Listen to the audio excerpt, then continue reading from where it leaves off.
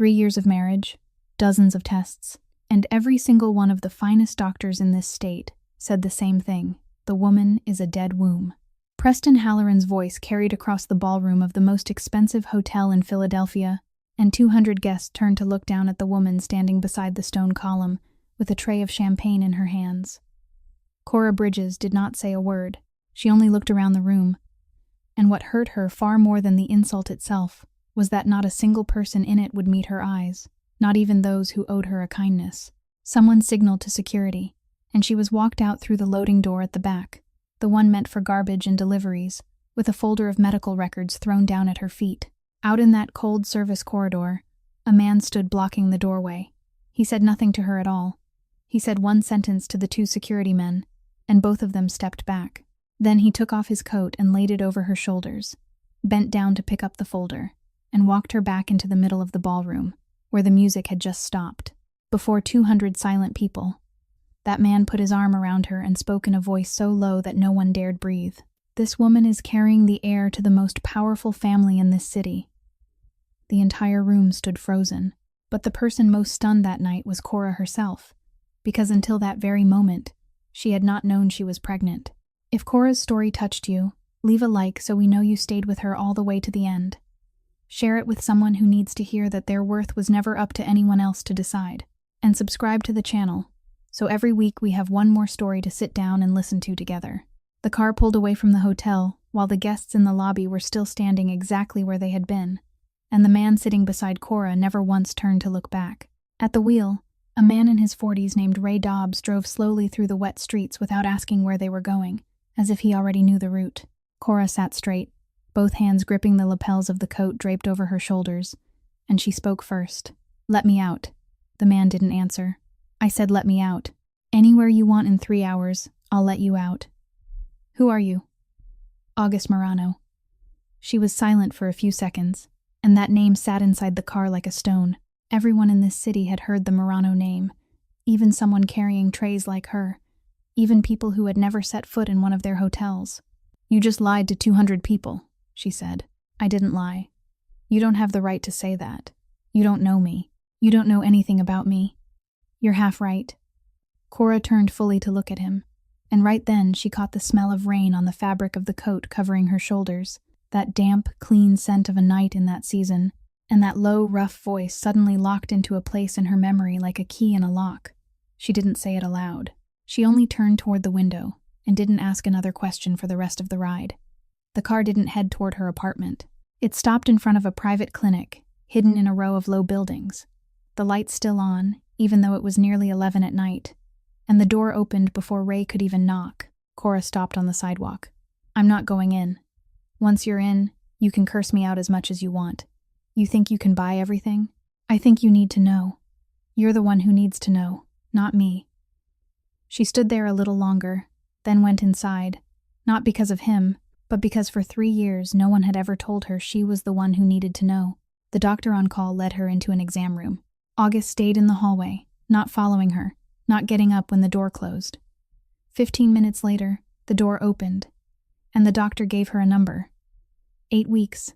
Cora sat motionless on the plastic chair, hands on her lap, and she didn't ask again, and she didn't say thank you.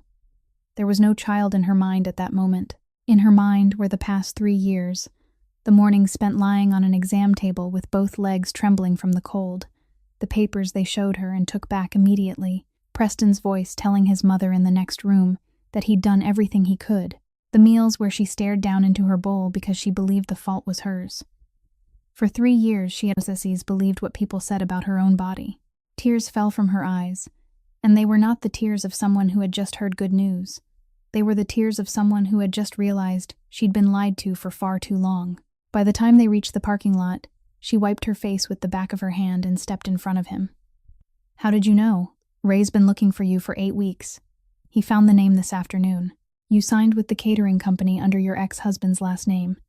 You never changed it back." She felt her heart skip. "There's a note in the file saying you passed out at work," he went on. 2 weeks ago. They took you to the ER, and you went home on your own that night. So you guessed. I guessed. What if you guessed wrong?" August Morano looked at her, and he didn't blink. then I'd still be standing there." He said it slowly, word by word, like someone used to speaking only once. "I didn't open that door because you were pregnant, Miss Bridges. I opened it because there were 200 people in that room, and none of them would open it." That night was the night after she signed the last piece of paper, 8 weeks earlier, when Cora Bridges's 3-year marriage officially ended on a wooden table in the county courthouse, with her signature sitting directly beneath Preston Halloran's. They gave her back her former name, and aside from that name, she got nothing else back. She had no one to call. Her mother, in the nursing home, had failed to remember who she was again that afternoon, so Cora went to work, because she had already taken the shift, and because she was too afraid to stay alone in the empty apartment that night. Her shift that evening was the ground floor bar at the Murano Grand Hotel, and outside it had been raining since dusk, that lingering late-season rain that sends every passerby in and out again. By nearly midnight, there was only one person left at the bar. The man sat in the far corner, wearing dark clothes, his shoulders still damp, with 2 drinks placed in front of him. He wasn't drinking either one. Cora noticed because she'd carried trays long enough to know what 2 drinks on one person's table meant. People ordered 2 drinks when they were waiting for someone, but for more than an hour no one came, and the man never once looked toward the door. The glass on the left was slowly emptying. The one on the right remained untouched. Nobody had touched it, and he didn't push it away. He left it sitting there neatly as though someone were occupying that place. Close to 1 in the morning, when she was making her final round to wipe the tables, she saw that the man's shoulder was still dark with rain. Cora took a dry towel from the bar, placed it beside his hand, and said exactly 1 sentence, not out of curiosity, but because that night she herself was also someone who had no one to sit with. "Is today the anniversary of someone's death?" The man looked up at her. He watched her for a long time, long enough that she was about to apologize and walk away. But she couldn't walk away, because there was no annoyance in that look, only something she recognized immediately, because she had worn it on her own face all day long. "And you?" he asked. "What did you lose today?" Cora stood there with the tray in her hands and couldn't answer. People had asked her all kinds of things that day, asked where she wanted to sign, asked whether she wanted any claim to the property, asked whether she wanted to keep her married name, but no one had asked her what she had lost. She set the tray down. Then she sat in the chair opposite him, the one the untouched glass seemed to be guarding, and she didn't ask permission either. They stayed there together until nearly 3 in the morning. He never asked her name. She never asked his. She told him her story the way people tell a stranger they are certain they will never meet again, which meant she told the truth, even the parts she'd never told anyone else. He listened to everything without interrupting once, and whenever he spoke, it was only in a few words. Outside, the rain still hadn't stopped. When she stood up, he stood too. The 2 of them walked together toward the elevator, and neither of them said another word. The elevator doors closed. The next morning, as soon as the sky began to brighten, Cora put on her coat and left very early. She didn't wake the man who was sleeping. She closed the room door softly, and not until she reached the bus stop did she touch her fingers and realize she'd left something behind on the small table at the head of the bed. It was her father's silver ring, the one he had engraved himself, with a little swallow carved on the inside. She stood at the bus stop for a very long time. Then she got on the bus and went to work. The next morning, Ray Dobbs came to pick her up in front of the apartment building, and Cora went with him not because she had agreed to anything, but because she had lain awake all night and understood that she couldn't handle this alone in a 2-bedroom apartment with $400 left in her account. The Murano house was on the south side of the city, and they led her into a room with a long table, a window looking out over the river, and an older woman who poured coffee and left without saying a word. August Murano sat at the far end of the table. He didn't invite her to sit. He only slid a single typed page toward her, with no lawyer's signature on it at all. "Read that first." Cora didn't read it. She pushed the paper back across the table. "You talk. You'll stay here until you give birth. You'll have your own room, a doctor, and transportation. Every decision regarding the baby is yours, not mine, not my mother's, not anyone else in the Murano family, and I won't buy anything you don't agree to." She sat in silence for a moment. "And the part you haven't said?" "There isn't any part I haven't said. People like you always have one. Then ask, and I'll answer." Cora looked down at the paper lying between them, then looked up again. "I'm not taking your money." "I know. How do you know that?" "Because last night you stood in the parking lot for 20 minutes just to ask me one question, and it had nothing to do with money. She felt her heart skip, exactly as it had the night before. "I'm still going to work," she said. "I'm keeping my shift. I'm not sitting in your house for 9 months waiting for people to bring me meals." She said it in the voice of someone already prepared to be turned down, already prepared for the answer that a pregnant woman carrying a Murano child would not be allowed to carry trays for other people. August Murano nodded.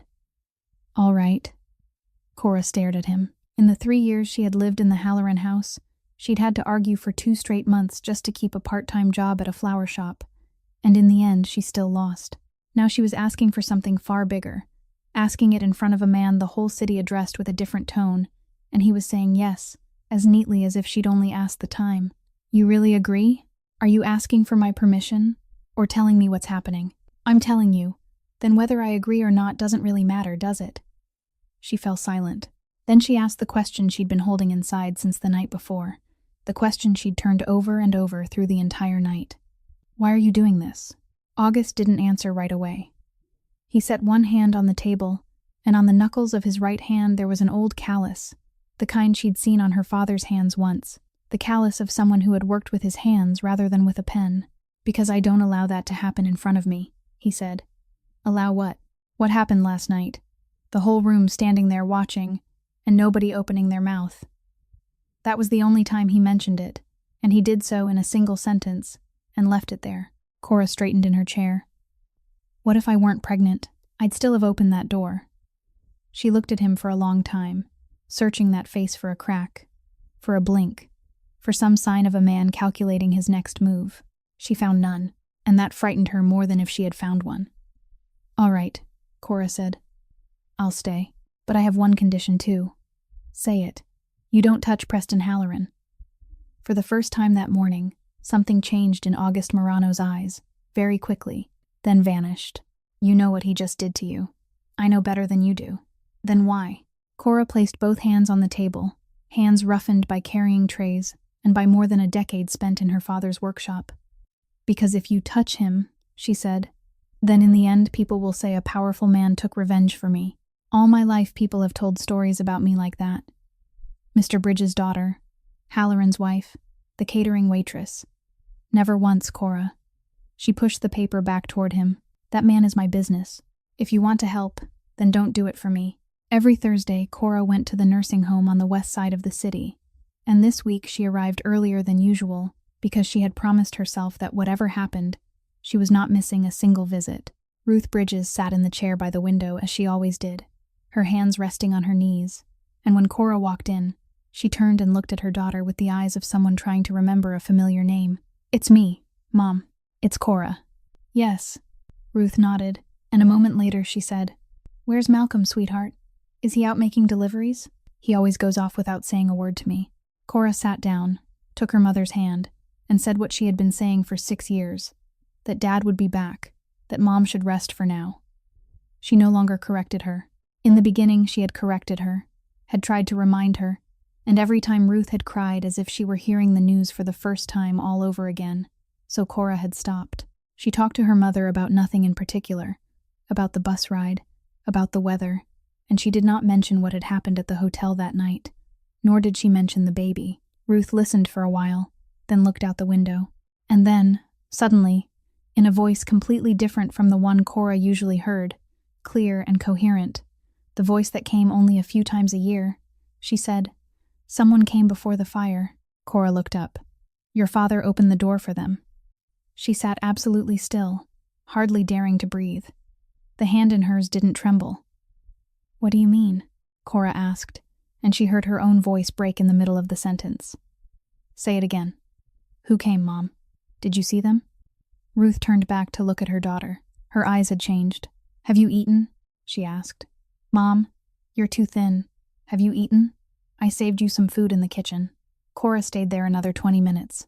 She asked again in every way she could, circling the question, asking directly, asking about the workshop, asking about that night, asking about the customers who used to come by to place orders, and Ruth only smiled at her, asked whether she had eaten, then went back to telling her about a trip to the seaside she and her husband had taken long before Cora was born. The door had already closed. Cora couldn't open it again. When she left, She stopped by the front desk to pay that month's nursing home bill as she always did, and she handed over the envelope she'd prepared at the beginning of the week, the one she'd had to take on 2 extra night shifts to afford. The person at the desk looked at the screen, then looked up. "Mrs. Bridges' account has already been paid, ma'am." "Paid? What do you mean?" "This month, last month, and the month before. All 3 months." Cora stood there holding the envelope in her hand. "Who paid it?" "The payment came through an office. No name was attached. Just your mother's file number." She went out into the hallway, and she didn't wait until she got to her car. She dialed the number right there, under the white fluorescent lights, still holding the envelope. He answered on the second ring. "My mother's bills," she said. 3 months of them." There was a brief silence on the other end. "I knew you'd call." "Who gave you permission to do that? You said you weren't taking my money. You didn't say she couldn't. Don't play word games with me." She could hear her own voice echoing through the empty hallway, so she lowered it. "I'm not calling to give the money back. I don't have money to give back. I'm calling because you did that without asking me a single question. If I had asked, would you have said yes?" "No, exactly. You still should have asked." This time, the silence on the other end lasted longer. "My mother died when I was 29, he said. "For the last 6 months, she was bedridden. I had enough money to pay for the whole hospital, and I still couldn't buy back a single morning when she remembered who I was." Cora leaned against the wall. "You picked up extra night shifts for those 3 months, he said. "Ray saw your schedule. I didn't ask you, Miss Bridges, because I knew you'd say no, and I wasn't going to let you work nights on top of everything else just to protect that answer. Next time you ask me." "All right. I mean it. So do I." 4 days later, Cora got off work at 11 at night at a suburban event hall, and when she reached the parking lot, a car was already parked across the exit, blocking the path to the bus stop. Preston Halloran got out, hands in his pockets, and smiled at her as though 4 days earlier he had never stood on a stage and said those words in front of 200 people. "You've lost weight." Cora walked around him. He followed. "Talk to me for a minute. I've thought a lot about this, Cora. I know I went too far that day. I was drinking, and you know what I'm like when I drink. Move. I never meant to hurt you." You picked up a microphone and said that in front of 200 people. That isn't called going too far. He was still smiling, but the smile had frozen at the corners of his mouth. "Fine. Then let's talk like adults. That guy from that night, that Morano guy, do you even know who you're getting involved with? How long do you think they keep you there, Cora? Where do you think you'll be by the time you have the baby? That's none of your business anymore. I'm worried about you." "No." She stopped and turned to face him fully. "You're worried about yourself." And that was when the mask fell away. Preston stepped forward, his voice dropping, but becoming quick and tight, the same voice she'd heard for 3 years every time he talked on the phone to the office at midnight. "Do you know what next month is? Halloran Medical is getting an industry award. Do you know what stage our funding round is at? 40 million, Cora, to open 3 more centers. And do you know what people in the industry have been whispering for months? What have they been whispering?" He didn't answer that question. He swallowed, and his jaw tightened. No one puts $40 million into a fertility center if the person behind it has a reputation like that. No one. So I had to say something that day. I had to shut that rumor down in the busiest room possible, once and for all, by throwing me under the bus, by saying what the papers were already saying.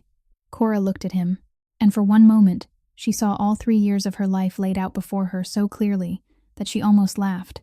"Which papers?" she asked. Preston blinked. Right then, the back door of the car opened, and Constance Halloran stepped out. She didn't greet Cora. She only held out a sealed envelope, inside of which was a check and a typed sheet of paper. "Take it," Constance said in the same gentle voice Cora had heard on her wedding day, the voice she used when she called her the tray girl, right in front of guests. "The amount on there is enough for you to take care of your mother for the rest of her life, with plenty left over for you to leave this city and start over. All you have to do is sign the page underneath. The language is very simple. You're confirming that the cause of the divorce lies with you, and that you have no further objections. Once you sign, everything is closed, and no one bothers anyone else again." Cora took the paper. She read it all the way through, slowly, from beginning to end, under the floodlights of the parking lot, while the Halloran mother and son waited. Then she folded it neatly along the crease, set it on top of the check, and pushed the envelope back toward Constance. "Keep it. I've signed enough for 3 years. Constance didn't reach for it. The envelope fell onto the asphalt between them. Cora stepped over it and walked toward the bus stop, and she didn't look back even once, not even when she heard Preston call her name twice behind her. By the time she got back to her apartment, it was nearly 1 in the morning.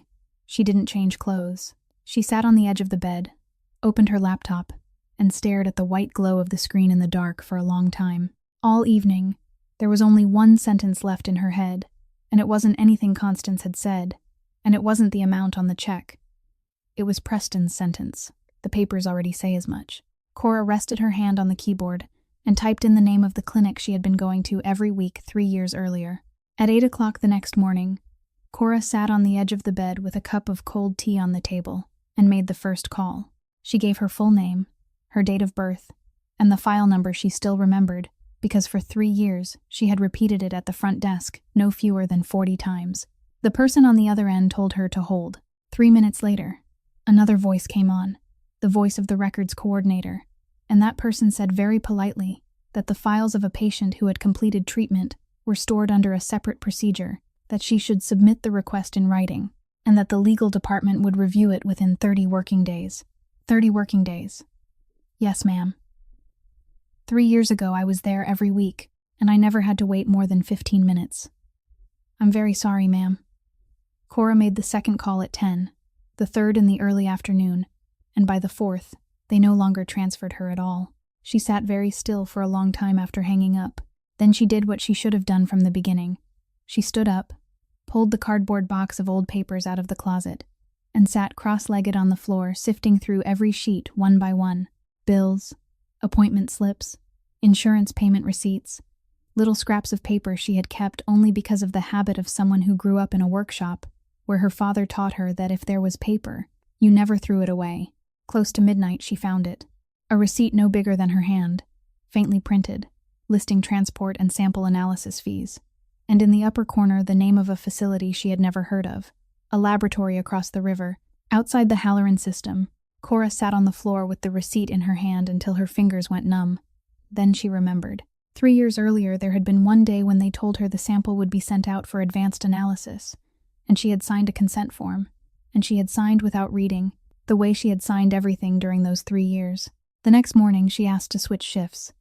She took 2 buses and a train, spent an hour and 40 minutes traveling, and when she arrived, there were already 7 or 8 people waiting at the front desk. She took a number, sat down, and waited.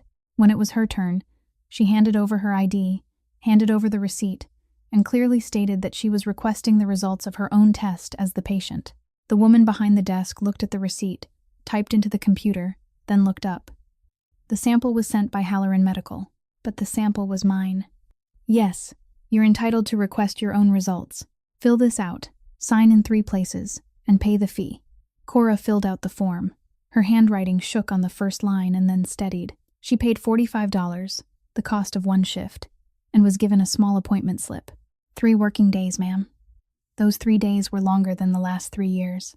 She still went to work, still carried trays, still came home, still sat down to dinner with August in the evening, and answered him in short sentences. And he didn't ask what she was hiding, even though she was certain he knew. On Friday morning, she took 2 buses and a train again. They handed her a sealed envelope. Cora didn't open it there. She walked out to a bench outside, sat down, and opened it. The dates matched. The name at the top of the page was hers. The file number was hers. The collection date was the winter day she remembered because the car had broken down, and she had to walk a long way in the cold. But the numbers below were not the numbers she had seen 3 years earlier. She turned the page. The 3-year-old report had 7 pages. This one had 8. There was one page she had never seen in her life, a page that had been removed from the file before it was handed to her. And on that page, there was a brief conclusion about the cause, and that cause was not on her side of the question. At the bottom of the page was a signature, and beneath the signature was the typed name of the person who signed it. Dr. Everett Price. The man who had shaken her hand in the hallway. The man who had patted Preston on the shoulder.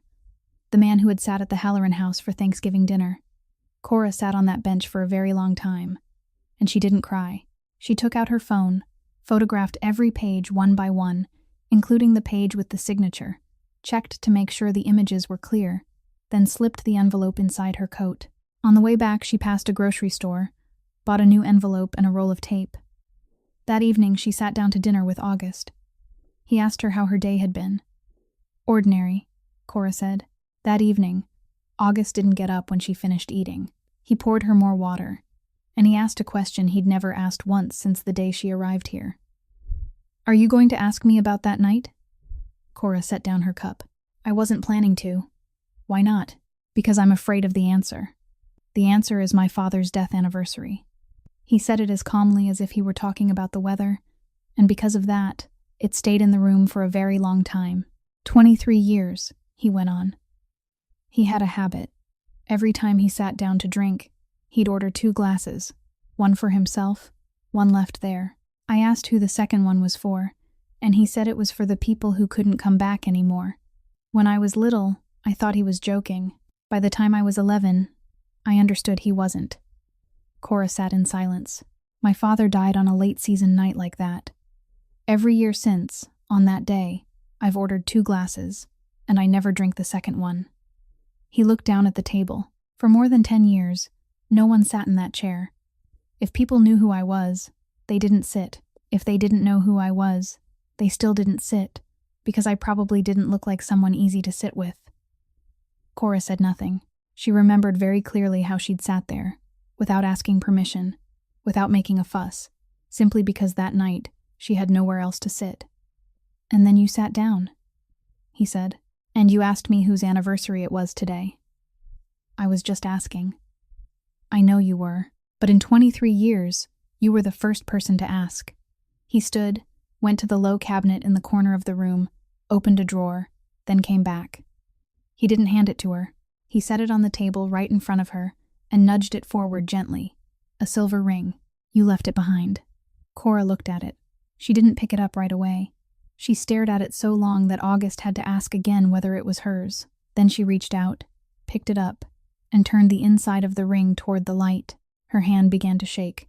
It started at her fingertips, then spread into her wrist, and she had to lift her other hand to steady it. Inside the ring was a very small swallow, a thin engraving, and beside it were 2 initials. What's wrong? August asked. That's my father's maker's mark. He frowned. Maker's mark? Every jeweler has a mark of their own. They engrave it on the inside, where no one can see it, so later, whoever holds the piece knows who made it. She still hadn't taken her eyes off the ring. My father engraved the swallow. He said swallows can travel as far as they want, but they always come back to the same place. He made this for you? He made it when I was 17. He let me stand beside him and watch the whole afternoon. She slipped it onto her finger, and it still fit, even though she'd lost 7 pounds over the past 3 years. I thought I'd lost it. She said it so softly he had to lean in to hear her. For 3 years I've lost so much, and this was the only thing I truly mourned. He died 6 years ago, right? Workshop fire.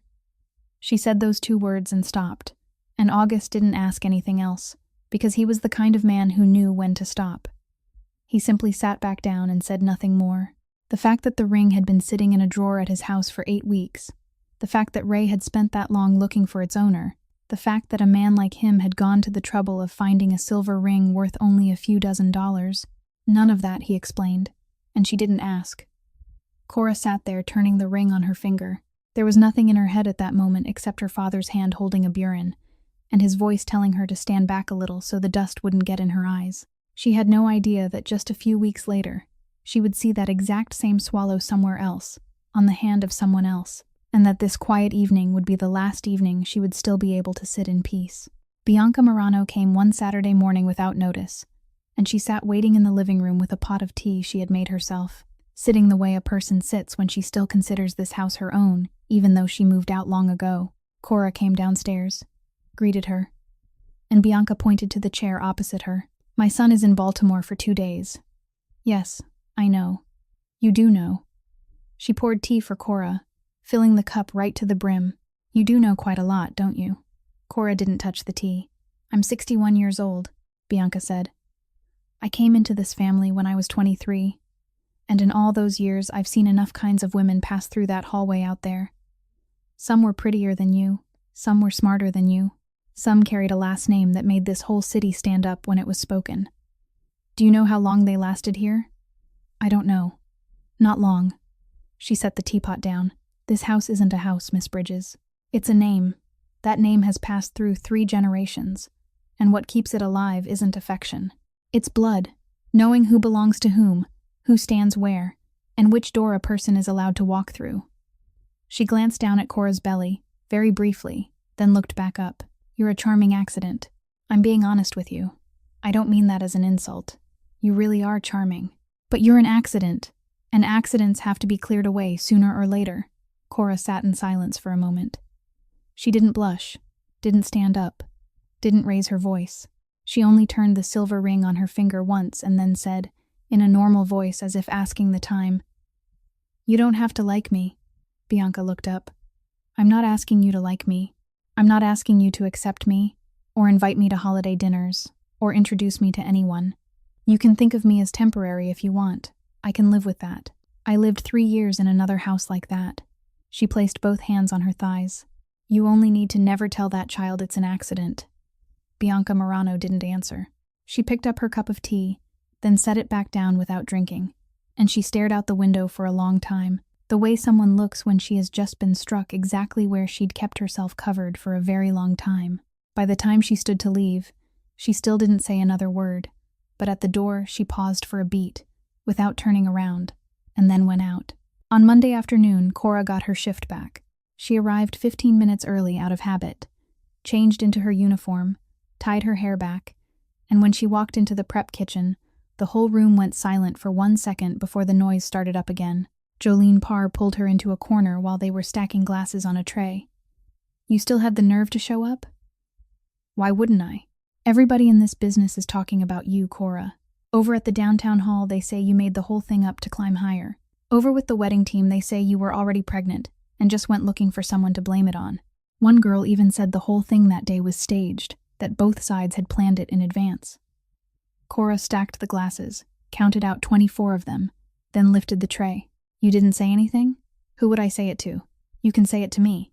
Cora stopped for a moment. "I'm pregnant. 8 weeks ago I didn't know. That day I was standing there carrying trays and I didn't stage anything." "I believe you. I know you do. But you're one person, Jolene. Out there it's 200 people."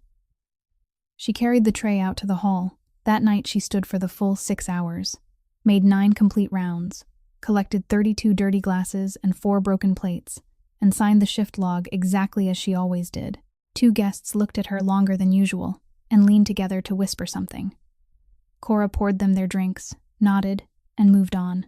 At 11 o'clock at night, she signed the timesheet with her real name, the name the court had given back to her 8 weeks earlier, and she stood looking at her own signature on the page, a little longer than she needed to. Ray waited for her in the parking lot.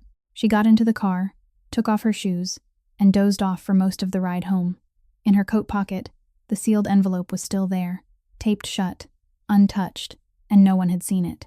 August came back from Baltimore on Wednesday afternoon, and the first person waiting for him in his office was Orson Keel.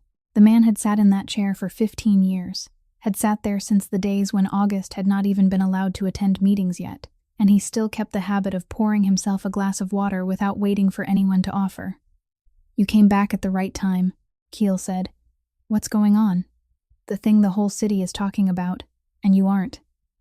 He set his cup down. "That night you stood up in front of 200 people and said one sentence. I don't blame you. Anyone can lose their temper. But now those 200 mouths have become 2,000, and people aren't talking about her anymore. They're talking about you." "What are they saying?" "They're saying the Morano family has a weak point, and that weak point is on the 2nd floor, at the end of the hallway." Keel leaned forward. "August, listen to me. Your family's held on to that name for 3 generations because no one knew where to put the knife. Now you're showing them. You're turning a weakness into an address."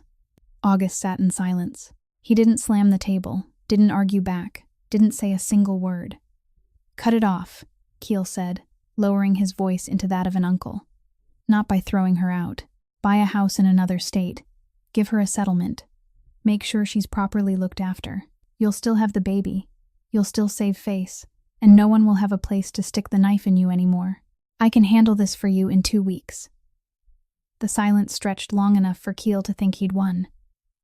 Then August nodded once. "Let me think about it. Think fast for me." "Yes." Keel stood, clapped him on the shoulder the way he always had for 15 years, and walked out. On Friday night, 4 blocks away, in a nearly empty restaurant, Orson Keel sat at the same table as Constance Halloran. The two of them sat there for 40 minutes. No one ordered anything. When they left, they went out through different doors. On Saturday morning, August called Ray Dobbs upstairs. He didn't ask about Baltimore, didn't ask about the shipments at the docks, didn't ask about the 2 meetings that had to be rescheduled. He asked exactly one question. Where has that man been going these past 3 months? Ray stood still for a beat. He'd worked for the Marano family for 11 years, and he understood perfectly well the weight of a question like that. Do you want the last 3 months, or farther back? Start 3 months ago. When do you need it by? No rush, but don't let anyone know I'm asking. Not even Miss Bridges? August looked out the window. Not even her. For the next 3 weeks, everything in the house went on as before.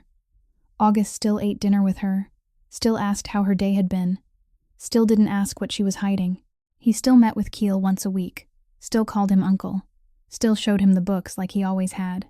One evening, Keel stayed for dinner, and Cora sat at the table, and all through the meal August laughed twice, poured wine for him, and asked how the knee that had been operated on last year was doing. No one at that table noticed anything was different.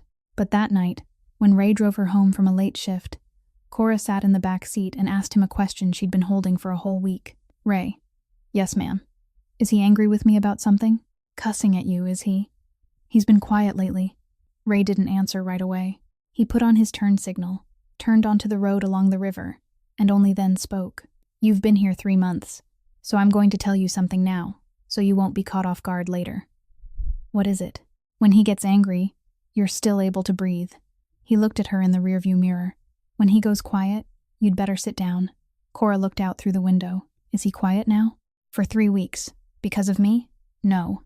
Ray shook his head, and he said the last line in the voice of a man who'd thought very carefully about whether he should say it at all. You can relax on that point. It's not because of you, Miss Bridges.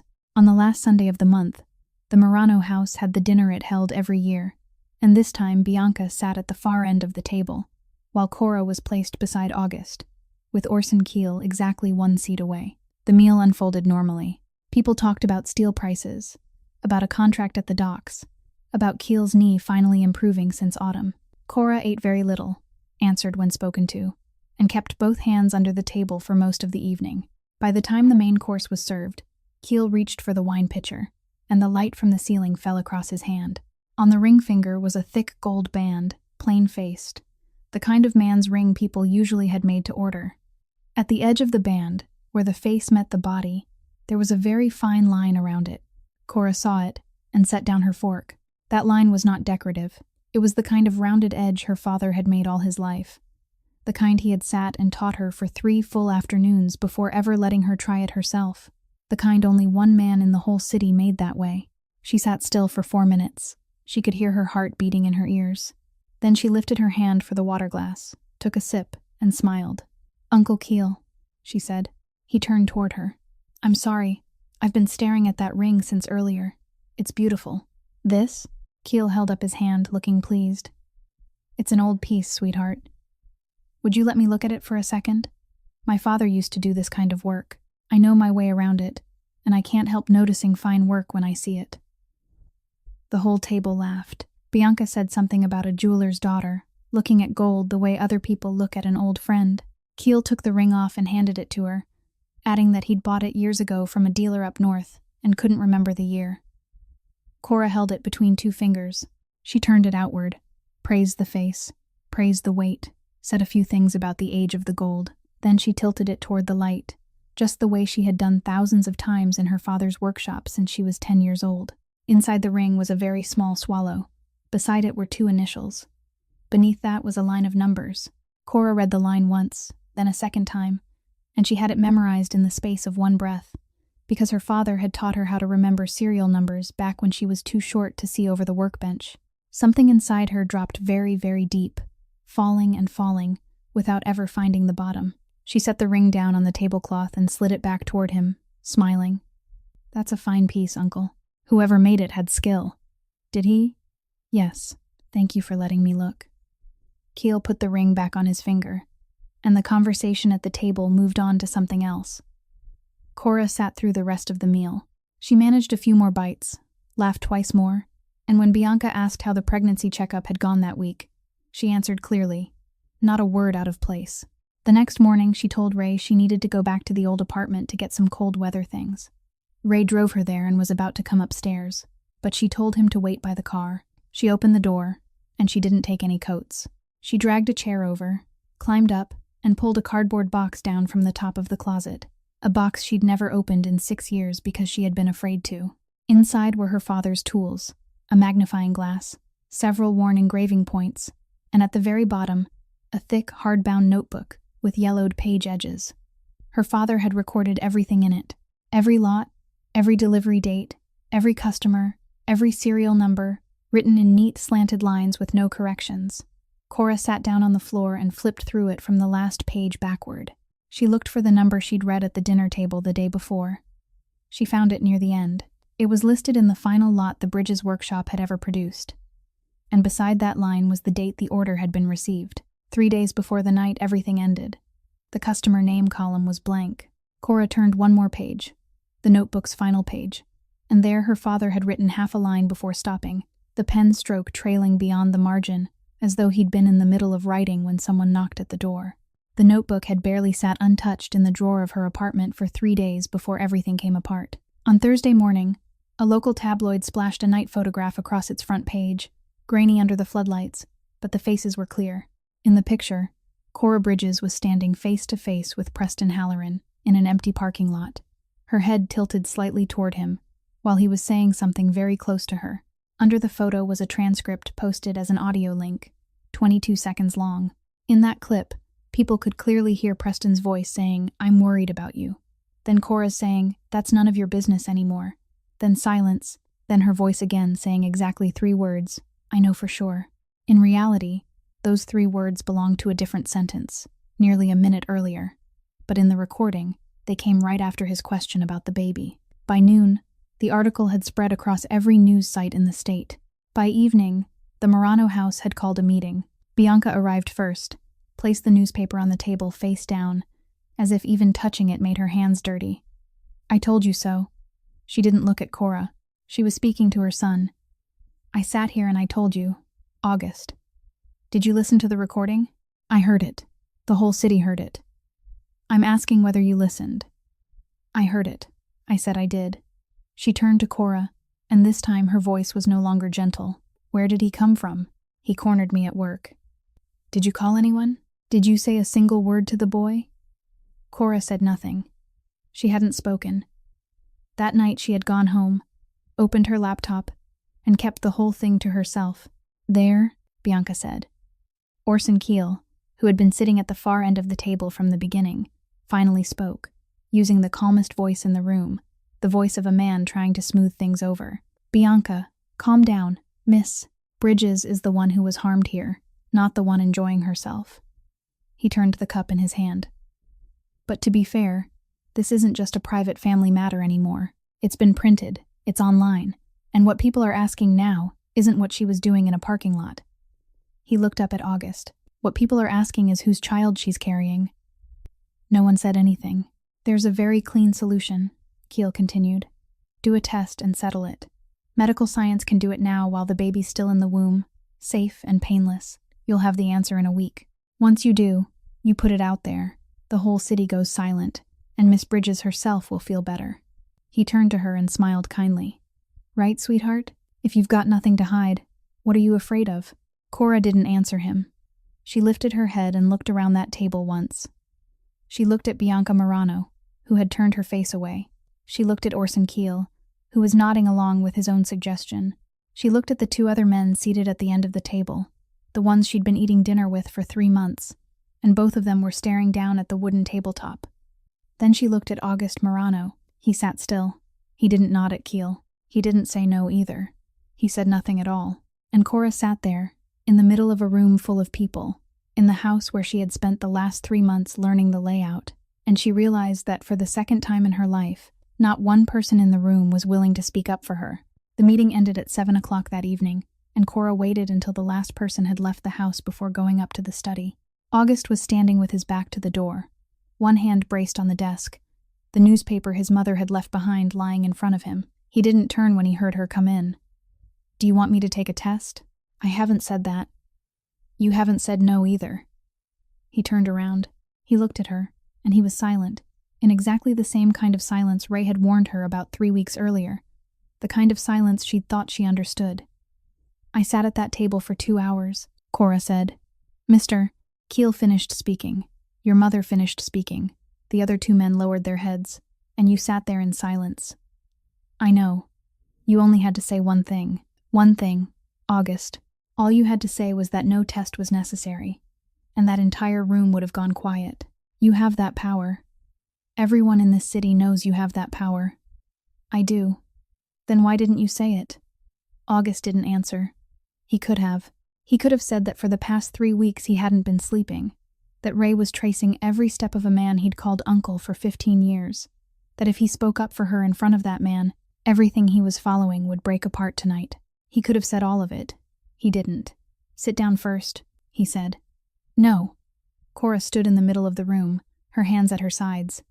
"Do you know what hurt the most? Not the photo.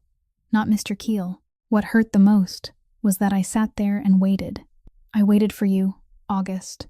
I counted every second." She drew in a breath. "I made myself a promise. I promised I would never again sit in a room full of people and wait for someone else to speak for me. And yet tonight I sat there again, and I waited again. I don't need you to take a test. It's too late for that now. I know." She went upstairs and packed her things. It took her 15 minutes, because that was all she had. She left behind everything that had been bought for her over the past 3 months, left it neatly in the closet where it had been put. She took 2 sets of uniforms, a few notebooks, the sealed envelope, her father's hardbound journal, and the silver ring, which she wore on her hand. She didn't cry. She came downstairs, set the bag on the floor, and August was waiting at the foot of the stairs. "I'm not asking you to stay," he said. "I'm not asking you to keep me." "Where are you going?" "Home. I still have a home. You still have 2 months. I know exactly how many months I have left. I've been counting every day." She bent to pick up her bag. Then she straightened and gave him her final answer, quiet and steady. "For 3 years in that other house, I stayed because I had nowhere else to go. I've stayed like that long enough." She looked him straight in the eye. "If I come back, August, it has to be because I choose you, not because I have nowhere else to go." August Morano said nothing. He didn't step forward. He didn't reach out. He only nodded once, exactly once, and remained where he was until the door closed behind her. Ray was waiting outside in the yard, the trunk already open. He drove her home, carried the bag up to the apartment door, and said nothing beyond a quiet good night. Once he was back down in the yard, Ray Dobbs called him. "She's inside." There was a long silence on the other end. "Ray." "Yes, sir." "Follow her." "Yes, sir." Day and night.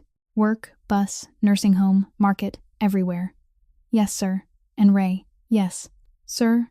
August said the last part in the voice of a man who had thought very carefully about it. "Don't let her know." It took Cora 4 days to get the appointment, and she got it by calling 9 times before finally sitting in the waiting room from 8 in the morning until 2 in the afternoon. The person who came out to see her was a woman in her mid-40s with short hair and a different file in hand, clearly busy. "I have 15 minutes. I need only 10. Maeve Sullivan pointed to the chair. Cora placed 3 things on the desk, in exactly the order she had laid out at home the night before. The first was the sealed envelope. "These are my test results, kept by an independent lab. I went and requested the records myself. I have the receipt and the file number. This version has 8 pages. The version my ex-husband gave me 3 years ago had 7. The page that was removed is the one with the conclusion, and that conclusion does not mention me. At the bottom is the signature of Dr. Everett Price, the Halloran family's private physician." Maeve said nothing. She opened the envelope and read. The second thing Cora set on the desk was a yellowed, hardbound notebook. "This is my father's ledger. Malcolm Bridges, jeweler, shop on the east side of the city. My father recorded every lot, every serial number, every date received. He wrote everything by hand, made no corrections, and kept it up for 22 years, all the way to the final page." The third was her phone, the screen already opened to a photo of the inside of a gold ring. This is the ring of Mr. Orson Keel, advisor to the Marano family. I photographed the serial number on the inside. That serial number appears in the final lot from my father's workshop, ordered 3 days before the night the workshop burned down. The customer name line is blank. In the entire 22-year ledger, there is only one line with the customer name left blank, and this is it. Maeve Sullivan set down the file she was holding. How was the fire case concluded? Electrical fault. 6 years ago. No one was investigated. No one was questioned. What do you want? I want it reopened. The prosecutor sat in silence, and she looked at Cora for far longer than the way people usually look at someone who has just walked in from the street. What's your name? Cora Bridges. What do you do? I carry trays for a catering company. Do you have a lawyer? No. Do you have money? No. Maeve tapped the end of her pen twice against the desk. Miss Bridges, I'm going to ask you a question, and don't answer too quickly. Do you understand who you're accusing? Cora didn't need to think. She had already thought enough during the 4 days she spent in the waiting room. I understand who I'm asking to get justice for, Miss. Sullivan didn't say anything more about that. She pulled the papers toward her, flipped through the pages, wrote a few lines, then looked up. I'll tell you this now so you can't say I hid it from you later. If I take this on, it won't stop with Mr. Keel. The books of an advisor lead to everything he worked on. I'll have to subpoena a lot of people. I'll have to subpoena the Marano family. Cora didn't blink. Do you understand? That includes August Marano. I understand. I hear you're living there. I moved out 3 days ago. I see. Maeve set down her pen. So is this just revenge for you? Cora straightened her back. If it were revenge, I would have given that envelope to him 3 weeks ago, and he would have handled the Halloran family in 1 week without needing you. She placed her hand on her father's notebook. I'm here because I know exactly what this will drag him into. I know that, and I came anyway, Miss Sullivan, because my father has been buried in the ground for 6 years with the words electrical fault on his record, and I won't trade those 2 words for anyone's peace of mind, including the man I love. Maeve Sullivan looked at her for a long moment. Then she stood up, went to the door, and told the people outside to move 2 afternoon appointments. She came back in, pulled out her chair, sat down, and opened her pen. 15 minutes isn't enough, she said. Stay. Start from the beginning, slowly, from the day you signed the consent to send the sample out. 11 days later, August Marano received a subpoena as a person of interest, and he arrived on time, without a lawyer, with only Ray waiting at the end of the hallway. Cora was sitting on the bench outside the conference room, one hand resting on the hardbound notebook, and she saw him from the moment he was 20 steps away. He stopped in front of her. Neither of them said anything for long enough that someone could have walked through the hallway between them. You called me here? He said. I didn't call you. She did. You knew she would. I knew. And you didn't say a word to me. That's right. August looked down at the notebook in her hands. For 3 months you sat and ate dinner with me every night. And for 3 weeks you sat there in silence while they dragged me out into the middle of the table. You don't understand what I was doing. You never told me, so how could I understand? He pressed his lips together. There was one more thing he was about to say, and he didn't say it. He only sat down in the chair 2 seats away from hers, and they stayed that way until the door opened. Maeve Sullivan called them both in at once, and she didn't explain why. She placed 3 files on the table, opened the one in the middle, and began to read. She read in the steady voice of someone who had been reading documents like this for 20 years. 6 years earlier, Malcolm Bridges' jewelry workshop had been used by an outside party as a transfer point for a stream of money that needed to be legitimized through inventory records. The man arranging it was named Orson Keel, advisor to the Marano family. Mr. Bridges accepted the first order without knowing its source. By the 3rd order, he knew. In his notebook, there were 2 appointments recorded, both made to see someone at the city police department, the first postponed, the second scheduled for Monday morning. The night before that Monday morning, the workshop burned. The old file concluded an electrical fault, with no further investigation, and the man who signed off on that conclusion retired 1 year later. That night, someone came to the workshop before the fire. Maeve said, her eyes still on the page.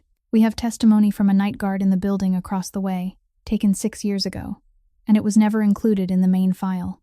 That witness described a car and a man. and Mr. Bridges opened the door for him himself. Cora didn't move.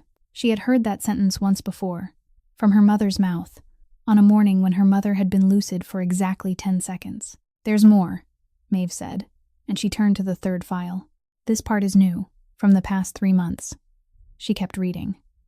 Over the last 3 months, Mr. Orson Keel had at least 7 private meetings with Mrs. Constance Halloran, Preston Halloran's mother. 2 payments were routed through a middle office that both sides used. The parking lot photograph and the 22-second recording were sent to the newspaper from an address linked to that very office. "In short," Maeve said, closing the file, "Mr. Keel was building a bridge for the Halloran family. The Hallorans needed to kill a rumor. Mr. Keel needed Miss Bridges out of Mr. Morano's house before she saw something. Both sides needed the same thing, so they worked together." Cora turned toward August. He sat motionless. He didn't pound the table. He didn't get up. He didn't ask a single question. And that was what frightened Cora more than anything she'd just heard. He stayed like that for a very long time. Long enough that Maeve Sullivan had to ask whether he needed a break. He shook his head. Then he stood, walked out into the hallway, and Ray got to his feet the moment he saw him. August stopped in front of his driver. He looked down at the floor for a moment. "Ray." "Yes, sir. That man took me to visit my father's grave for 8 straight years." August Morano took 2 days to decide, and during those 2 days he met with no one except Ray. On Wednesday morning, he called the prosecutor's office and said he would turn over every set of books Orson Keel had kept for 15 years. Not the parts connected to the fire. Everything. The family's longtime attorney heard that and rose from his chair. "Do you understand what you just said? There are things in there that 3 generations of your family have kept hidden. You open that door and you lose the docs. You lose the union. You lose half of what your father left you, maybe more than half." "I know. You'll have to go to court. Maybe more than once." "I know. For what?" August didn't answer that question. He only slid the briefcase across the table. "Draw up the papers. I'll sign this afternoon." Over the next 3 weeks, this city saw something it had never seen before. The Morano family opened its own doors. The Southern Docks changed hands. 2 companies shut down. Names that had sat untouched for 20 years suddenly had to answer for themselves. People said August Morano had lost his mind, that he was cutting his own arm off, and in all those conversations no one ever mentioned a woman carrying trays and a yellowed hardbound notebook. Meanwhile, Ray Dobbs went to work on something else. Orson Keel had debts. He had debts in 3 places, 2 mortgages, and a beach house in his ex-wife's name. August bought every one of them outright within 10 days, through 3 different offices, without letting his own name appear on a single document. Then he never collected. He simply sat still and let each door close. The first bank turned Keel away on a Thursday morning. 2 old friends didn't pick up the phone. The club he'd belonged to for 30 years sent him a very polite letter. The middle office he had always used suddenly stopped taking his business. By the 3rd week, Orson Keel showed up at the Morano house without an appointment, and the gatekeeper let him in exactly as instructed. August received him in the study, in the same place where 3 months earlier the man had sat urging him to cut one person loose. Keel did not sit down. He looked visibly older than he had just weeks before. "What are you going to do to me?" August sat still behind the desk. "Nothing. You're lying. For 3 weeks I've been hitting walls everywhere I go. You bought my debt, didn't you?" "Yes." "Then what? How long are you going to wait?" "I'm not waiting for anything, Uncle Keel. I'm not asking you for a single dollar. You can keep it exactly as it is."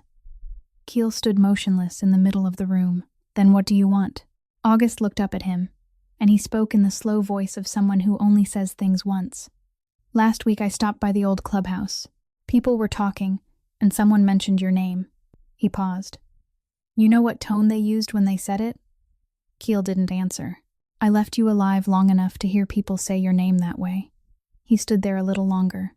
Then he spoke, and his voice changed completely, becoming the voice of an uncle speaking to the nephew he had once held in his arms. "August, listen to me. Back then I did that for this family. Your father had just died. The whole organization was in chaos. I had to improvise. I had to keep it standing. You were only 28 then. What did you know?" "You're right," August said. "Back then I didn't know anything." He stood, walked over to open the door, and held it open. "There's one more thing you should know. I've already turned over your books. I did it last week.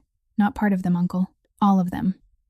Orson Keel looked at him, and the look on his face was the look of a man who had just realized that what was tightening around his throat wasn't a hand, but a stack of papers. He walked out. Outside in the yard, Ray Dobbs was waiting to open the gate for him, and the man didn't say a word to the driver.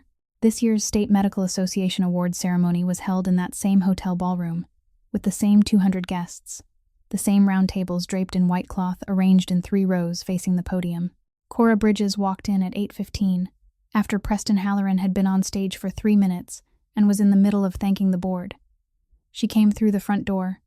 She wasn't wearing a uniform. She wasn't carrying a tray. She had no one beside her, no one offering a hand to lead her in, and she didn't need anyone. She had taken 5 steps when the table nearest the door fell silent, then the second table, then an entire row, and that silence spread toward the stage faster than she did. Preston looked down. He was holding the microphone, and he stopped halfway through a sentence. Cora didn't say anything. She walked to the 3rd row, stood there, hands folded in front of her stomach, and looked straight up at the podium. Then the door at the back opened again. Maeve Sullivan came in wearing the same suit she always wore to work, carrying a paper briefcase.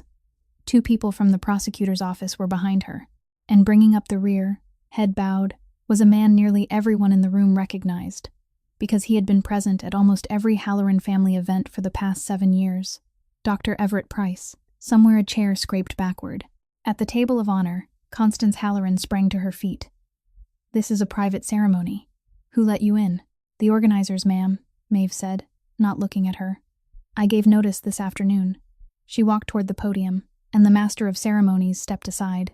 She didn't grab the microphone from Preston. She stood beside him, opened her briefcase, and addressed the whole room in the even voice of someone reading from an official record. "I am Maeve Sullivan, with the United States Attorney's Office. I'm here tonight because of a matter directly connected to the unit just announced from this podium. Dr. Everett Price, who is present here, gave a statement this past week regarding falsified medical records and insurance billing fraud at Halloran medical facilities. He came forward voluntarily, in the hope of receiving leniency." The room remained utterly still. Among the falsified records was one bearing the name of patient Cora Bridges, created 3 years ago. She lifted out a packet of papers.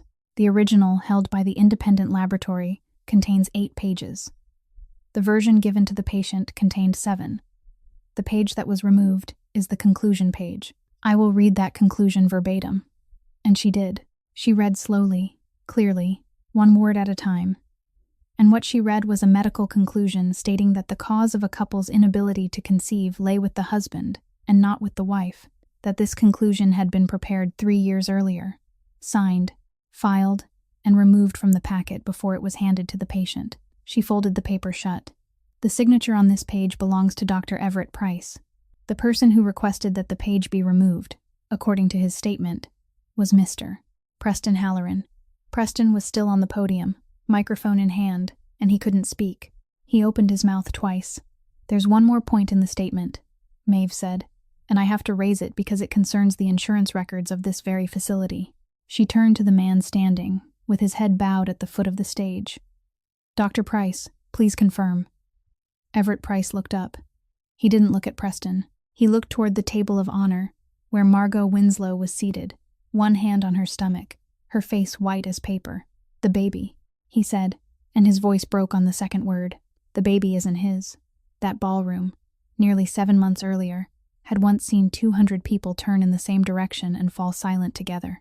Tonight, those same 200 people turned again, and once more they were silent, only this time none of them were looking at the woman standing in the 3rd row. Cora Bridges didn't say a word. From beginning to end, she didn't say a single word at all. 4 days later, Bianca Morano came knocking on Cora's apartment door alone, having driven there herself, and she stood in the narrow shared hallway with a wooden box held in her arms. Cora opened the door and didn't know what to say. "Would you let me in?" She sat down in the only chair in the room. She looked around once, at the small kitchen, at the stack of books on the floor, at the uniform hanging behind the door. She didn't comment on any of it. She set the wooden box on the table and pushed it toward her. "My husband's. He died 23 years ago." Cora opened it. Inside were a stopped watch, a fountain pen, and a photograph of a man standing in front of a warehouse door, with several trucks behind him. "I'm not here to apologize to you," Bianca said. "I'm 61 years old, and I don't know how to say that, and you don't need to hear it either." She looked down at her own hands. "But the day you sat in my house, you said something to me. You told me not to tell the baby it was an accident."